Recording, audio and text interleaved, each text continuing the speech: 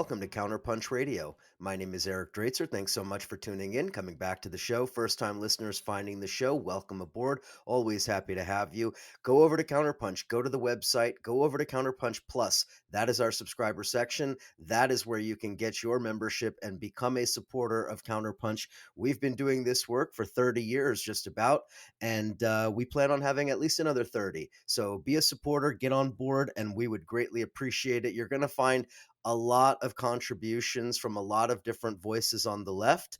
Many of those voices you've heard, many you have not. But one of the great things about Counterpunch is being a place where you will get a variety of left wing perspectives and many different columnists with a wide variety of opinions. And one of those is with me here today. I'm very happy to speak with him. David Price is here to chat with us. David is the professor of anthropology at St. Martin's University in Washington State. And most importantly, for our conversation today, he is the author of the new book, The American Surveillance State, How the US Spies on Dissent, that came out last year from Pluto Press. David Price, welcome to Counterpunch.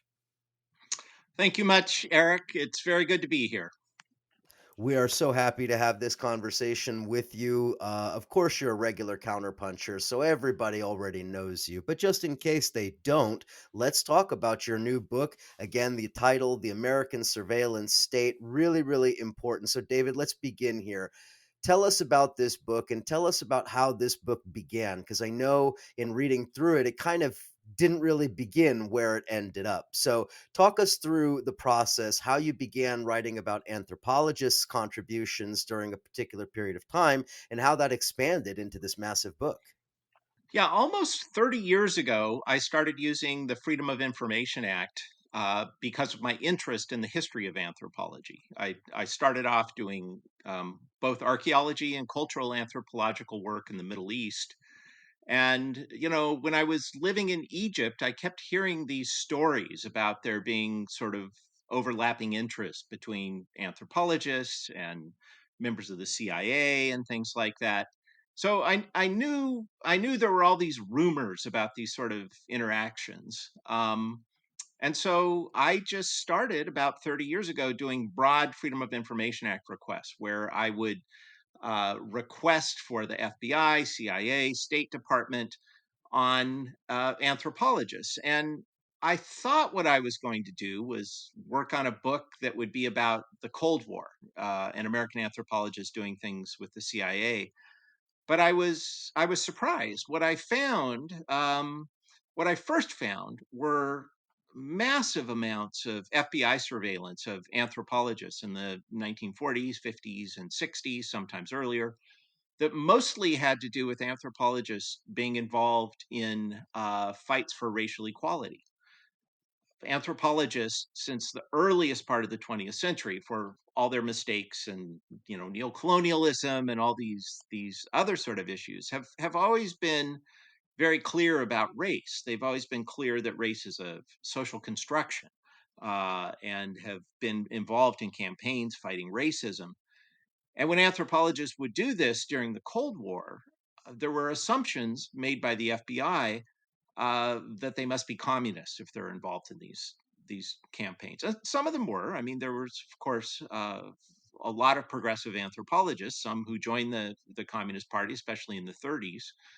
And there were socialists, there were Marxists, all of these sorts of things. But that didn't really matter. What mattered was activism. So the first book that came out of this was a book called Threatening Anthropology that looked at the surveillance of anthropologists and how this impacted their activism. And it was really activism was the key. And from there I did a couple other books that looked at anthropologists in World War II, one that finally got to looking at anthropologists during the Cold War. But really, one of the big takeaways, and it became the roots of the American surveillance book, The American Surveillance State, was looking at how activists, particularly activists on the left, were targeted by either police or mostly FBI surveillance because they were working on generally campaigns of equality or campaigns questioning militarism. And that's where the chapters of this book sort of came together, was looking at a lot of individual files focusing on how progressives were being targeted for their politics. You know, David, you say at several points in this book that in doing the research, I guess this is really just a multi-decade research project, but in doing this research, you said that it changed you and that it radicalized you in some ways. Can you speak to that a little bit and explain how the research and this process radicalized you? Yeah, I mean, I've always been a member of the left, of the progressive left. Certainly far left of the Democrat Party. But finding so many records of how simple forms of activism, questioning the inequality of capitalism, essentially made outstanding members of our society enemies of the state, or at least suspect for engaging in these activities. uh, it really helped me become much more of an activist. It helped me understand the importance of activism rather than scaring me off, which could be, I suppose, a result one would have of looking at these sorts of files and finding these records of the FBI going through neighborhoods, talking to everyone's neighbors, going through workplaces, monitoring phone calls, tracking cars, that attend progressive sort of meetings. It really had sort of the opposite effect to me. It did push me in a much more sort of radical direction. Uh, just just from reading these sort of testimonials and seeing how narrow the band in terms of acceptable dissent. So all of these things sort of definitely pushed me in that direction. And I'm sort of foreshadowing a little bit what I wanted to bring up towards the end of our conversation, but I guess I'll bring it up now as well. That part of the interesting perspective of the book and of this project is that, as you say, you've been doing it for multiple decades now, and the bulk of that time is the post 9/11 period, the Patriot Act, and all of the other aspects of what we might call our contemporary surveillance state. So, can you talk a little bit about how delving into this research amid 9/11 and the post 9/11 war on terror period, how that helped shape the narrative? Yeah, it has really been the significant shift, of course, in our lifetime in terms of the embracing of surveillance, the post 9/11 world, where you both have this national security state that's was given permission to go out of control in ways that we all knew that it would. But along with that, the developments of corporate capitalism, where our own metadata becomes this commodity in ways that I think make Americans panic less than they panic about the police state monitoring them. But of course, the police state also has access to much of this information when it needs to. So, yeah, the surveillance state in the last 22 years has grown by leaps and bounds, and that's part of the importance of 9/11 and the Patriot Act, which was, of course, passed very soon afterwards. There's still lots of questions about where exactly did this language come from. It must have been sitting around to have a document, waiting for an emergency, a document of this size and specificity, whose intent was largely to roll back the very reasonable restraints that were put in place after the church hearings, right? 1975, this post Watergate era, where we had this little bit of a view and actual inquiry and some oversight coming out of in the Senate, the Frank Hurt churches committees, doing massive investigations into the abuses of the CIA and the FBI. And then in the House, the Pike Committee, Otis Pike report, which in many ways it's a very small report, but I think his thesis was much more interesting than the House committee. Pike's thesis was essentially that the CIA is a covert arm of the presidency. It's not a rogue elephant, which was sort of the thesis of of the church committee. Church did massive, multi-volume, massive investigations. They unearthed all this stuff, but their conclusion was essentially that the CIA was off running around doing its own work, not that it was this covert arm of the presidency. And I very much buy it's a covert arm of the presidency, uh, you know, doing things off the books. Historically, that's what it's been. It's interesting to think about that question now because it almost strikes me as, somewhat convenient to frame the CIA as this like, loose cannon agency kind of out there operating on its own rather than being very much kind of this integral institutional part of a much broader framework. Yeah, in the early days of the Trump administration, when we were all sitting back wide-eyed, wondering what this nut was going to do, um,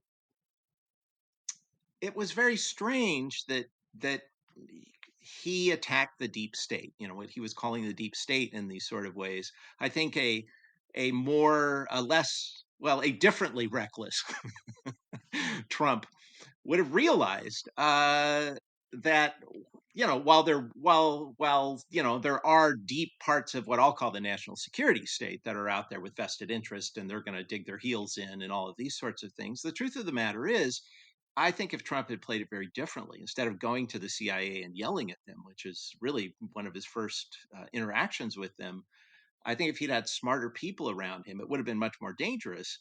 Um, he would have realized that there's this history of the CIA working for a president. Now, sometimes they undermine presidents. It's not that they don't, like any agency can do these things, but I mean that takes us a little bit astray in terms of who's in control of the CIA. Are they running their own thing, or is the president? I think historically the president has been very involved in getting them to.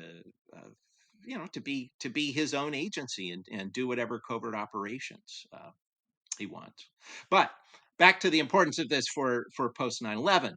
The importance of this, I think, for post 9/11 is you have this incredible document, the Patriot Act, come along and remove all of these barriers that prevent the FBI and CIA from acting domestically in ways where they infiltrate and undermine and act as provocateurs in legal political organizations here in the United States. And it's not that these rules were put up accidentally, these rules were put up because they were violating people's civil rights. They were violating our rights to organize and engage in political activities, which may not be popular with the government. And it rolled back all of these rules after 9/11, and it was very effective. There's a couple of early chapters in the book where I look at of American opinions about surveillance and Americans' skepticism about surveillance, going back into the bootleg periods of the early 20th century when the first phone taps were done to catch bootleggers. There was early polling show that Americans were outraged at the concept that the police could listen in on a private conversation, and Americans really hold these. It goes up and down depending on what sort of scares are going on. During World War II, there was a much more acceptance that someone might be listening in on a phone call. But really, in the end, Americans have consistently not liked these forms of surveillance, and that changed really quick after 9/11. We're back now to something closer to equilibrium, where you have increasing numbers of people getting upset, both on the left and right, and I think that's really good news. That people don't like to have government surveillance going on in any sort of way. But our defenses are down.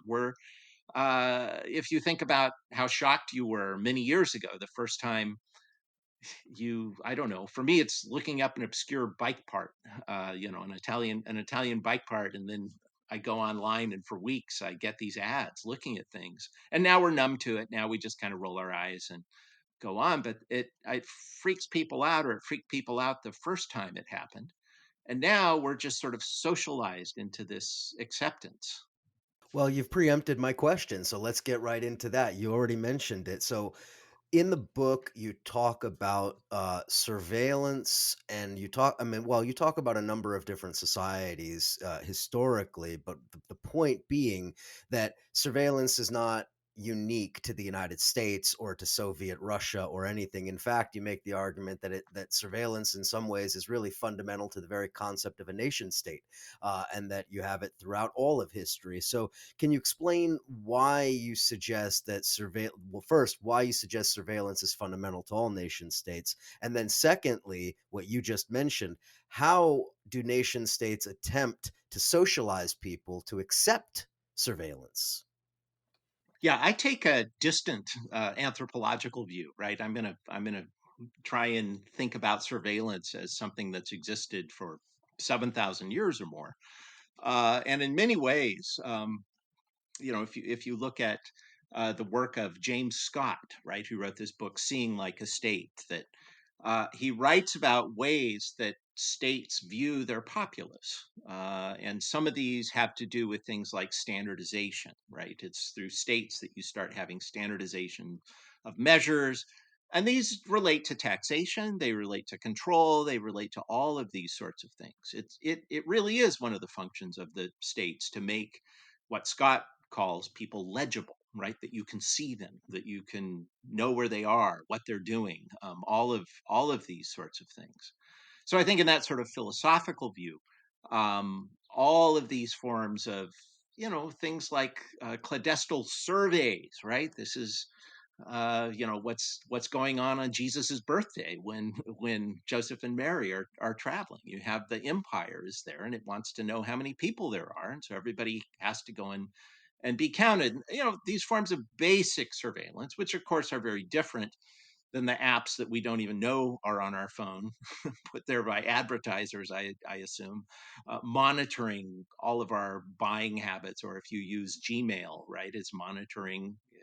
It's getting the metadata out of your mail, that's all there. So it's a continuum, all of these things, and of course, all power, large, aggressive nation states now have these incredible intelligence agencies, which on the surface you can find all sorts of differences, say, between the American intelligence agencies that are out there, or Mossad or Savak, or the history of the KGB, or all these things. But these surface differences, to me, I get very much into sort of an anthropological mode where I'm lumping more than splitting, and seeing very much the same sort of mechanisms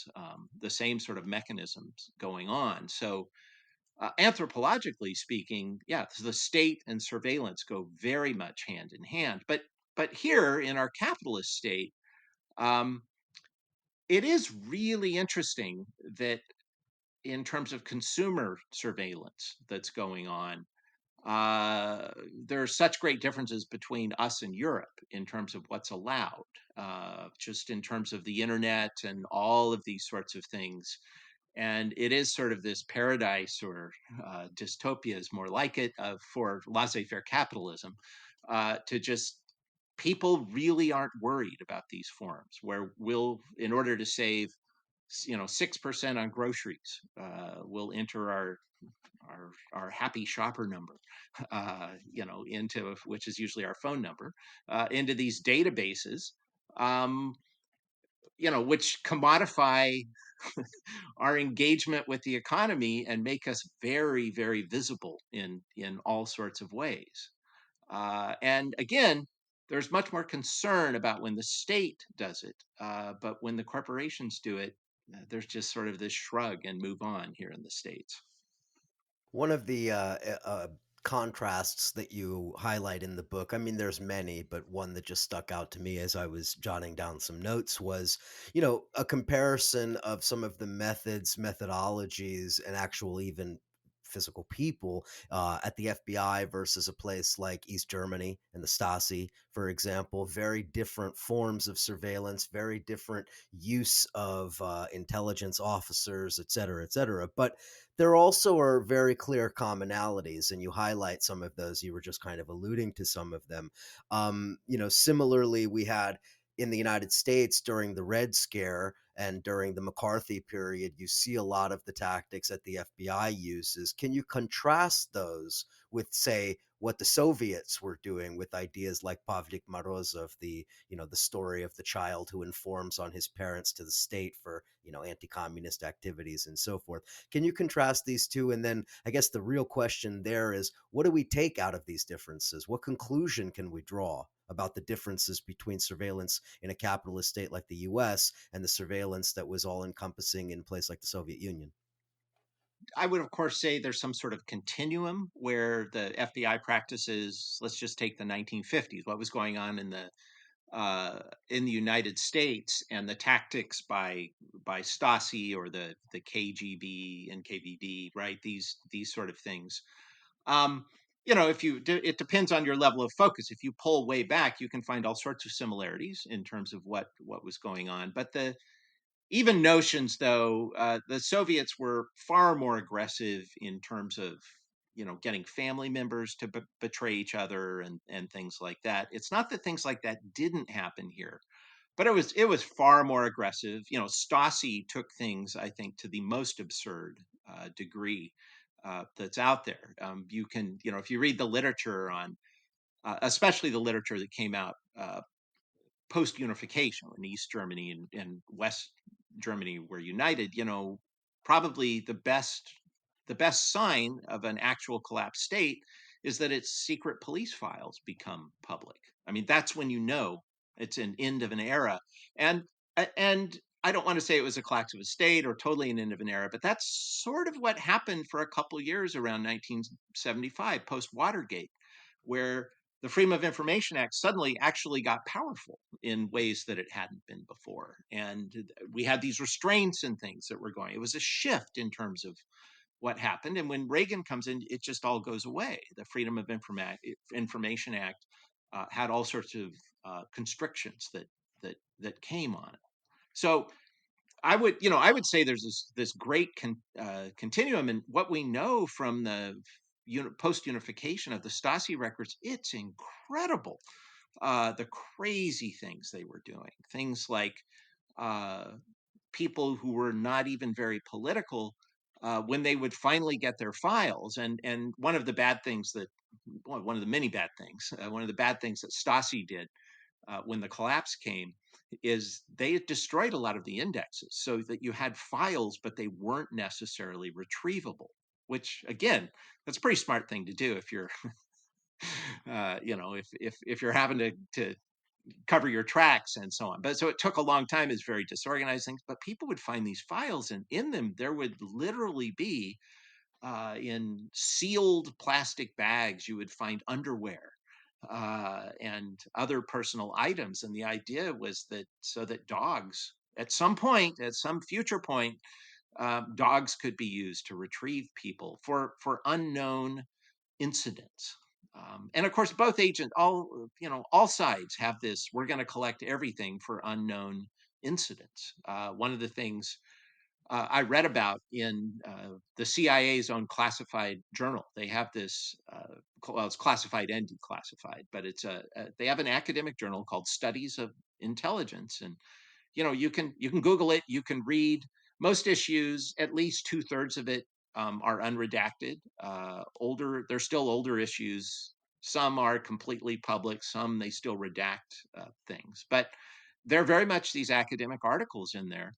And I found this great article in there that talked about, it's like the Office of Photo Reconnaissance, or it's not quite the right name, that exists in the CIA in a pre-internet age, right, in the 1960s or 70s, where they collected photographs of everything. They told people, like, if you take a trip anywhere, it could be in the US, it could be abroad, take pictures of everything and just give them to us, but it could be useful later.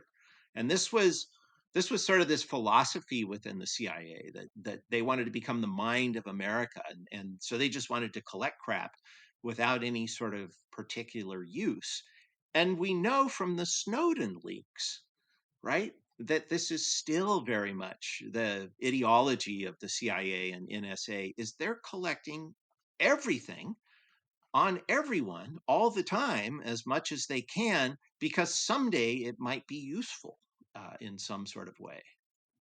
And maybe the Snowden leaks are the best measure we have of how numb we've become, how socialized we've become post 9/11, uh, because the sort of revelations that happened 10 years ago would have made a government fall if they'd happened 20 years earlier. But instead, people were freaked out for a little while. It caught their attention. It just sort of all went away. And there weren't any meaningful reforms or oversight that came out of this massive surveillance net that we now, well, we knew before, but we had proof that this sort of stuff is going on. And just before we go to the break, I just wanted to make the comment too that while the kinds of surveillance and other activities that we saw in the United States may at times seem a little bit more, I don't know what the word is, a little bit more hands off than, say, the KGB's tactics or the Stasi's tactics. I think it is also a matter of perspective because, for instance, COINTELPRO, we know how they targeted black activist groups, the Panthers and others as well, with direct frame jobs and committing of crimes, setting people up, all kinds of things like that. So I think it's important to note just that in the United States, there's sort of shades of gray as well. And sometimes it is hands off surveillance, and sometimes it's direct intervention. Great point. That's absolutely true. Okay, let's take a quick break. On the other side of the break, we have a lot more to talk about. The book, you can do it while you're listening to the music. Go get a copy. The American Surveillance State, How the US Spies on Dissent. Get it wherever you get your books, preferably not from Amazon, but you do what you got to do, and we will talk to you on the other side of the break.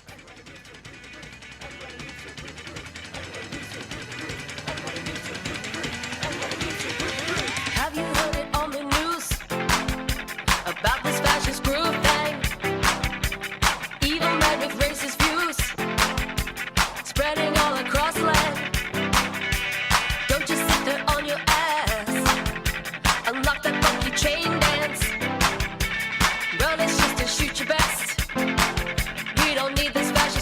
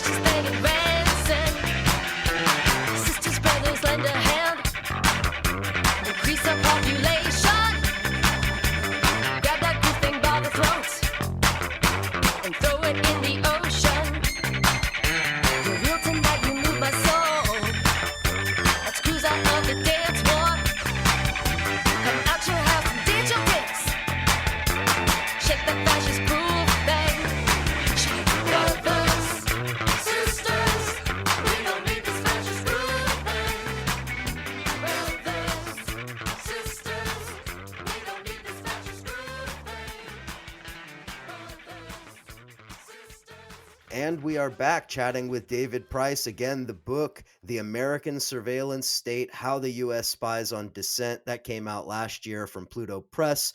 I guess it's been a number of months since it came out, David. This is overdue, our conversation here. So let's talk a little bit about technology, because one of the things that also comes through in the book is sort of the inextricable link between surveillance and the development of new technologies. Can you talk about how surveillance historically has been an impetus for some of the technological innovations that we see all around us? Yeah, I mean, technology and surveillance go hand in hand. Pretty much any new device that somebody comes up with that can record movements, can record sound, can record any of these things. And when I say record movements, I don't necessarily mean things like GPS, devices that are doing, tracking in real time. I mean things like the network that airlines use when we buy airplane tickets, which the FBI has always had access to, and you see records of this showing up. In the 1960s is really when the computer networks took off with that. But when they want to know where somebody is, they will do these sort of basic consultations, often without warrants. Often it's a very friendly sort of thing where the agencies will do it. So uh, the technology has everything to do with it, and we're living in a world, of course, where the technological advancements, whether it's artificial intelligence or just basic things with our cell phones, which are, of course, tracking devices, and if in the right or wrong hands, that's of course wrong hands, where they work in these sorts of ways. So yeah, with all of these sorts of technological developments, there are shifts that happen. And in some sense, the way that I wrote the book, I made a decision to, rather than always focus on the latest developments of technology, to focus on who is comes under surveillance, how it works, what they're looking for, and all of these things. And I made that as a choice for several reasons. The biggest one was, um, you can't keep up with the technology. If you only focus on the technology, which is very important, the sort of argument that you make, if it's techno specific, can come out of date. So instead of that, largely looking at that, it's these activists, it's people who are being activists for equality, activists in anti-militarization movements and things like that.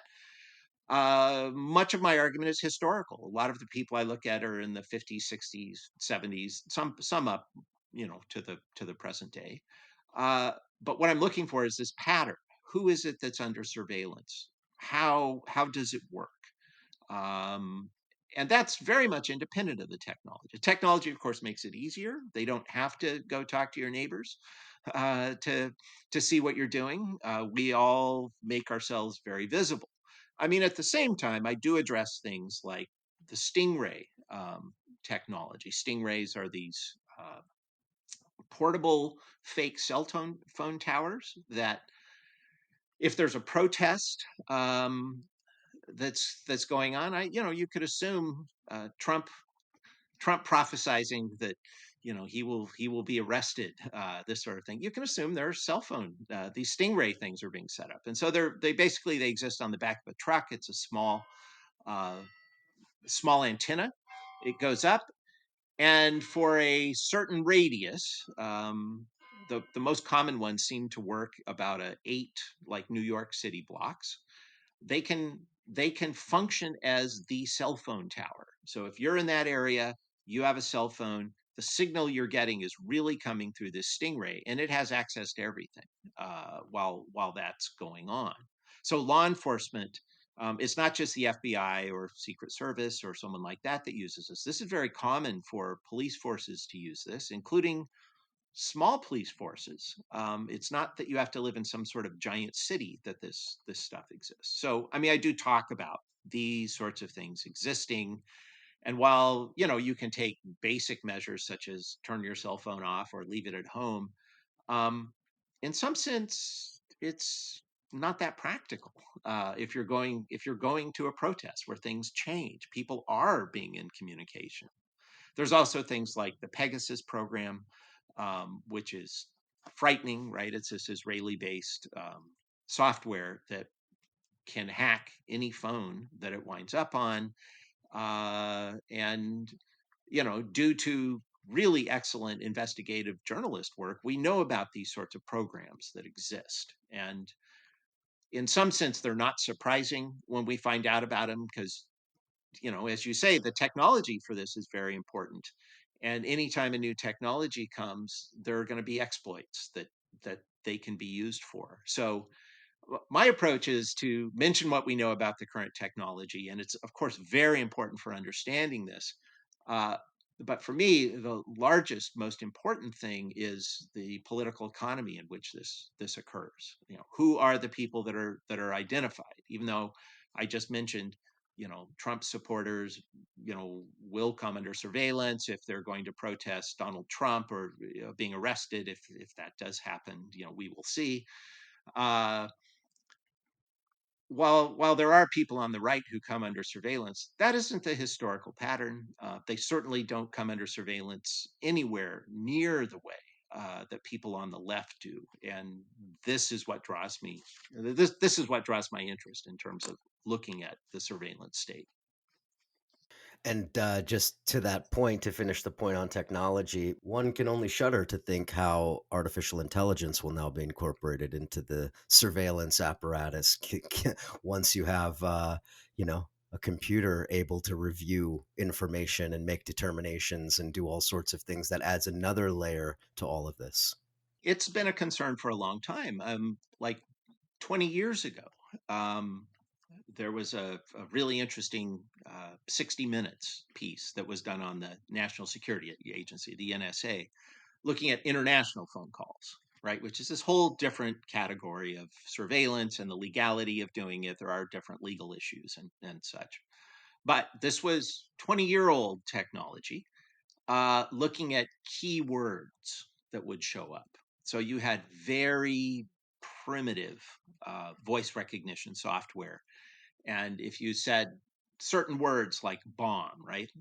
Oh, that movie bombed at the box office. And there were cases where they looked at this, where people would use a word and then the surveillance net would drop on them. It would pop up and do this. Well, I assume we've all played a little bit with the artificial technology that's available on a commercial or free level right now, and it's pretty sophisticated in terms of what it can do. And there's a general understanding, if you read James Bamford, who's done this incredible work looking at the National Security Agency, that the NSA, in terms of the processors it has, in terms of the programming that it's done, is always several generations ahead of what the public has that's out there. So, yeah, we can assume that if you take the information that we got from the Snowden leaks a decade ago, which I think really some of the most important information we got from that is that they're just collecting everything. They're collecting who you're calling. They're collecting, at a minimum, they're collecting what used to be called PIN numbers, who calls who, sort of information, which mostly can be made sense of after the fact, right? That's what that most of the surveillance that's out there is effective after the fact. You might find out who did something afterwards, but of course, the dream of the panopticon, the dream of all this is to have a predictive capability. And that's where you start getting into sort of the Philip K. Dick precog, you know, is that where all of this is heading? And if artificial intelligence is good for something, and it is good for some things, it's good at pattern recognition. Um, that doesn't mean it's it's good at taking pattern recognitions of humans and figuring out, oh, this person is going to do this thing, so we better, I don't know, preemptively arrest them, or just as bad, start placing these people under surveillance because they fit these 12 criteria that we've put together. But it seems rather obvious that some level of that is going on. And the more that artificial intelligence grows, I think we can assume that that's what's going to happen with it. It's so interesting to think about, and that actually leads me into another. I guess you could say it's almost like a philosophical question that comes out of your book. You write a little bit about the dossier and the idea of collecting information for dossiers, and it raises a number of very interesting questions. The most obvious, of course, being how information is collected on individuals down to the level of collecting their dirty underwear, as you were alluding to earlier. But there's another aspect that really got me thinking about it as I was reading through the book, and that is the idea of a kind of a manufacturing of truth. The idea that information gets into a dossier and it then becomes true, irrespective of its actual objective truth. So, because an FBI agent misinterpreted a particular thing and put it into a file 20 years ago, that then is transformed into a historical fact by virtue of the dossier, then moving forward year after year after year. Can you talk about this process and from a philosophical level, why it's important to think about? Yeah, that is certainly something you see when when you spend years reading these big fat FBI files. You see it again and again, that something appears in someone's file. It may be true, it might not be true. Often it's simply rumor. Some neighbor will tell something, or some reactionary aunt of the person, or something like that.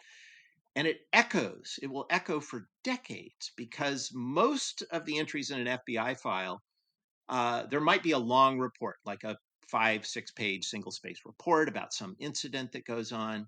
And then that report, 5, 6, 12 years later, if there if there comes an interest in the subject of the file, someone will reread that, and then they'll summarize it in increasing shorter ways, and they take these elements of it, and it's like a game of telephone. And it's really reification, where you take this idea, and it gets reduced to something, and it just has this life of its own that continues. And I'm thinking of one case. There was a anthropologist named Oscar Lewis. Oscar Lewis was uh, famous in the 1960s for coming up with the idea of a culture of poverty, which Moynihan and others, became part of LBJ's vocabulary, actually talking about these things. And Oscar Lewis was not a socialist, he was not a communist, but he'd been a student of Franz Boas, who was very important in terms of fighting racism uh, in the United States. And during World War II, the first incident, I mean, he was like a New Deal Democrat, is what he was. And so during World War II, he was stationed at some branch of the State Department that was doing sort of propaganda work in Mexico. And he was driving from New York uh, to cross over, I think in Laredo, to go into Mexico. And he does this stupid thing where he pulls up, and he's in line with the cars to cross over at the border with the U.S. Immigration control is there. And he realizes he has something he shouldn't have in his car. And so he backs up, he pulls out a line, and tries to turn around. And of course, they stop you. I mean, the best thing you can do in that situation is just grit your teeth and pretend like you're a secret agent or something. But what he had was somebody had given him a book review that was in the Daily Worker, or some communist publication like that. And so of course, they tear his car apart after he did that. And the funny thing is, in his in his FBI file, and again, he wasn't a communist. He didn't. I don't think he subscribed to the Daily Worker. It was something someone had given him. But what the FBI found and freaked out about was he was a trained opera singer, and he had all this Wagner sheet music, or not sheet music, music with the lyrics in it. That was all this, and so he had German music during World War II. Never mind that he was Jewish. And the FBI wondered if maybe he was a secret Nazi or something, even though all the German that he had musical notation and all of these sorts of things. And they barely noted that he had this book review that had been circled and annotated in there on the thing. But this started suspicion of him. And out of this suspicion, the FBI maintained a lot of focus on him. And then when he just started writing about poverty, and again, he was doing this as a very mainstream Democrat, focusing on poverty, and the poverty he was focusing on was outside the country in Mexico, doing this. And at some point, the FBI went so far in their obsession with him that they would break into where he was living in Mexico years later and get a hold of his raw research data and look at it to see what was going on. I think it's in his file that both it's E. Howard Hunt shows up because he worked out of Mexico for a while and things like that, monitoring him. And it really is this notion of like once the file starts, it might die. I mean, there are a lot of people I would get their file and they're 12 pages long and it's really one page of any information and then just this sort of short echo that dies. But there are lots of cases where rumors will show up in a file, and you'll find the rumors have grown from what it was originally 20 years later into this ongoing thing. It's like we have to maintain a file and check every 6 months out of some small thing that started. So yeah, the file becomes very, very important. Obviously, there's one figure who towers above the rest when talking about these kinds of issues, and that, of course, is J. Edgar Hoover. Now, I want to ask you a little bit to tell us a little bit about Hoover, but specifically, I mean, I think we all probably listening probably know all about J. Edgar Hoover, or at least the most important information. But I want you to help us understand why it's important that we see the development of the FBI and the development of FBI surveillance as something other than a reflection of Hoover himself. Because one of those myths about the FBI is that, well, here's this guy who takes over in the early part of the 20th century, and he basically just turns the whole thing into a reflection of himself with all of his paranoia and personal shortcomings and so forth. And the FBI is basically just a reflection of Hoover. So that is certainly an argument that some have made, whether tacitly or overtly. But you argue in the book that, in fact, Hoover really it wasn't about Hoover, that he was just the guy who, what you said, let me see, I wrote it down, quote, fulfilling a significant predetermined need of American capitalism. So if it wasn't about Hoover, then what role did Hoover play in filling this need for American capitalism? Hoover was really the perfect monster for the job. The job was there. The job was there to police those who would get in the way of the outrages of American capitalism, which is really when he's spying on people who are fighting for racial equality, when he's spying on union organizers, when he's spying on people who are pushing for greater egalitarian causes and not going after the mafia and corporate crimes and all of these things to anywhere near the same sort of levels that he's doing this, it becomes really clear. So I have a chapter in there on J. Edgar Hoover where I do look at the person and biography, and it looks at it both ways. One is exactly what you said, which is the main thesis that this was a job that somebody was going to have. And if Hoover had not been so good at it, and of course by good I mean bad, if he had not been so good at it, uh, in the 3 decades of him doing this, more than 3 decades, four decades. I mean, he starts in the 30s and he ends right before Watergate. Arguably Watergate would not have been the same if he was there, because he was all about damage control and all of those sorts of things. So in these decades that Hoover's there, if he hadn't been so good at his job, we would have had 4 or 5 different directors come in and do these sorts of things. But he became so powerful. And that chapter that looks at Hoover, um, Alex Coburn, a couple years before he died, wanted to do a counterpunch book of monsters. And there's one of the early counterpunch books you can find in the back where they would have ads.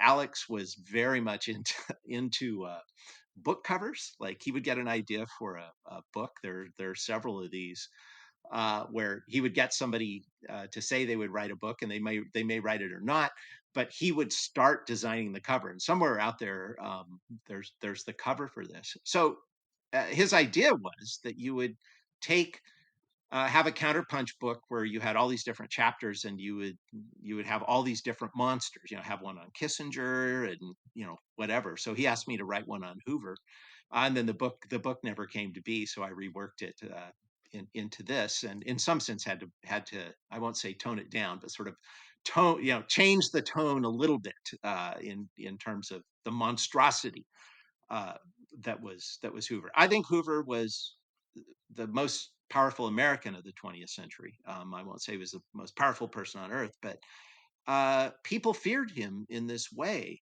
that they didn't fear other people because of the dossier, because he had so many files that were out there. And there are various biographers of Hoover you can read who make the argument that he was controlling presidents in all sorts of ways because of the information that he had.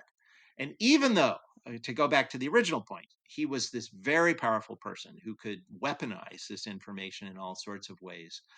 Uh, Really, the ways that he weaponized it was in favor of the sort of market-driven capitalism that was prevailing, and those who would get in the way came under his lens of observation and surveillance and harassment, as you said, COINTELPRO and many other instances of the FBI going beyond simply watching people, but interfering in their lives. In thinking about Hoover as this sort of functionary of capitalism or guardian of American capitalism or something, I couldn't help but think of C. Wright Mills, the power elite. It very much made me think of, J. Edgar Hoover as the guardian of the power elite. Yeah, very much so. Very much so. In the last few minutes that we have, David, I want to ask you about the American surveillance state, but in the context of the rest of the world, because when we talk about the American surveillance state, we're not simply talking about the United States, are we? Because China and Russia and the UAE and Saudi Arabia and Turkey and many other countries around the world have developed their own surveillance states to entrench their own powers, authoritarian, systems, what have you, depending on the situation.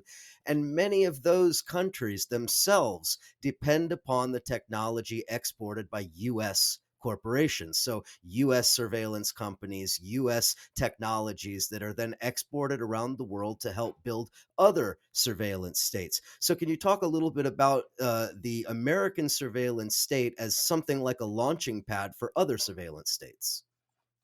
Yeah. Um, it it's sort of creepy what we know, and I assume there's of course more we don't know than we do know. I mean, that doesn't really take rocket science, but even things like, for example, this Pegasus software, which I mentioned early, which is an Israeli company. Um, I don't know that they will sell it to everyone. They claim they won't. That there are only certain state powers that they will sell it to. Uh, so we know about things like that. There was a NSA hacking toolkit that got leaked.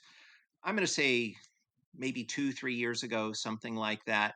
And it's really interesting to look at. And it has, in many ways, sort of the parts of this Pegasus program.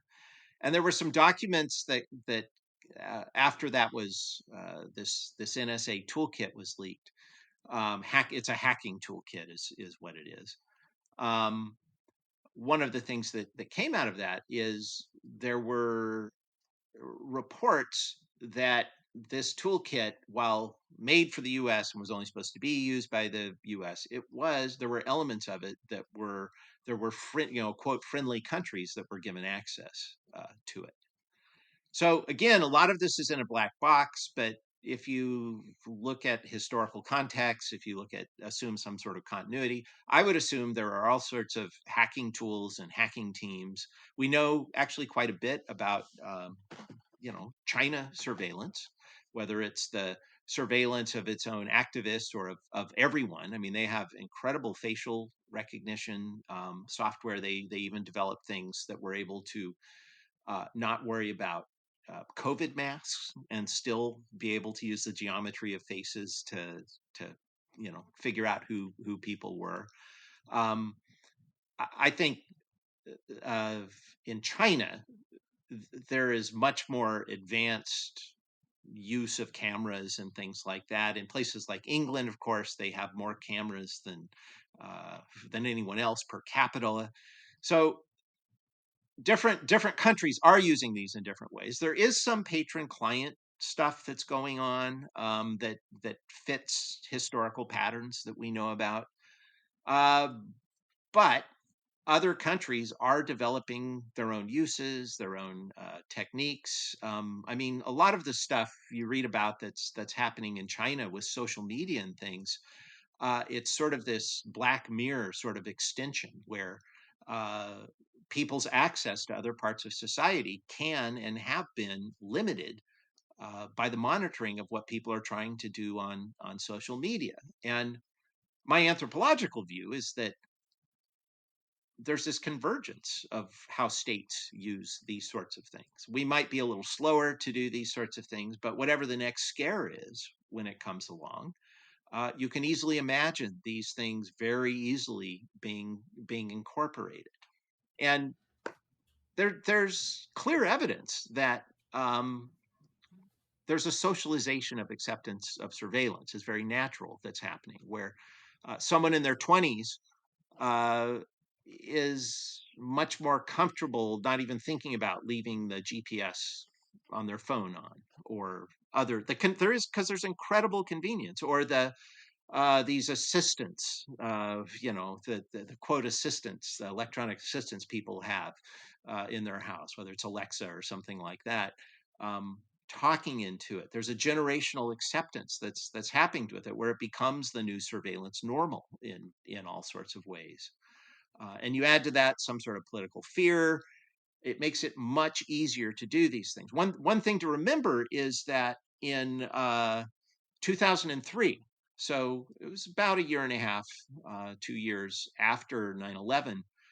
There was the release of information of this new program called Total Information Awareness that Rumsfeld and others were going to do in the United States. People freaked out. It was the goal of Total Information Awareness was to coordinate things like traffic camera information and credit card use and cell phone activity and just all of this stuff, like out of one of the Bourne movies or something like that, where you would have this cockpit where this person was sitting there and could track people in real time doing this stuff. And Americans said absolutely not. It got shut down even before it started. uh, but really, all elements of that program later developed at other agencies. They made a mistake by a publicity mistake, I suppose, by giving it a scary name. They had a scary insignia, with a big watchful eye and all this sort of stuff, and people freaked out. But I think we're at a point where the socialization and acceptance of surveillance, especially generationally, has gotten where this will be very easy to do. Absolutely. And I think the other aspect of this, and we're basically out of time, so we can't delve too deeply into this, but the interrelation between surveillance and what is now, this proliferation of disinformation that we see all over the place as well. Because as we saw with, just as one example, the Cambridge Analytica scandal, Palantir's technology, which is this all encompassing surveillance technology that is then translated into political capital for certain interests, depending on what they want to do, how they want to target political messaging, how they want to manipulate the process, and so forth. Now, without getting into all of the details, just because we don't have time, the reason I bring that up is because that sort of disinformation that we saw around Trump and Brexit and all of these other things, that wouldn't be possible without the tech that comes from these surveillance companies like Palantir and others. Yeah, absolutely. You figure the ability to profile people, to build specific news silos for whatever our demographic is, to get people to click through. Yeah, the areas of manipulation are multiple, and we can expect more to come. The book. Thank you again, David, for coming and chatting with us. I don't know why I just stuttered as I tried to say it. The book, "The American Surveillance State: How the U.S. Spies on Dissent." Get yourselves a copy of that. David Price is a regular contributor at CounterPunch. He's a professor of anthropology at St. Martin's University in Washington. Follow him on social media, but not too closely. Don't surveil what he's doing. David, thank you again for chatting with us. Thanks, Eric. It was a pleasure. Listeners, thank you. As always, go over to Counterpunch, get your subscription. We'll talk again next time.